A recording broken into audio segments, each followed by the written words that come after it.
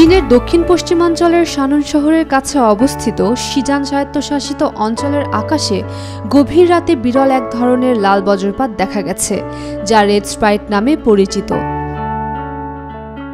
২৭ বছর বয়সী এক চীনা মহাকাশ আলোকচিত্রীর ধারণ করা ফুটেজে দেখা যায় তিব্বতের মালভূমির একটি উঁচু এলাকায় এই বিরল ঘটনাটি ঘটেছে।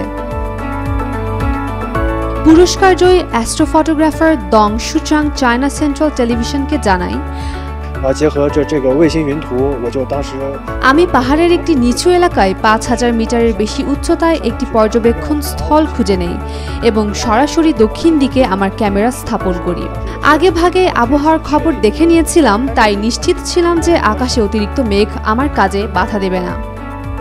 তিনি আরও বলেন, আমি ক্যামেরার রেকর্ডিং মোড ১২০ ফ্রেম পার সেকেন্ডে সেট করেছিলাম, যার ফলে রেড স্প্রাইটের চূড়ান্ত বিস্ফোরণের মুহূর্তটি পরিষ্কারভাবে ক্যামেরায় ধরা পড়েছে এবং সেই সঙ্গে বিস্তারিত দৃশ্য রেকর্ড হয়েছে। ২০২১ সালে দং দ্য গার্ডেন রিং নামে একটি সূর্যগ্রহণের ছবি ধারণ করে রয়্যাল অবজারভেটরির astronomy photographer of the year পুরস্কার জিতে সর্বকনিষ্ঠ বিজয়ী হন।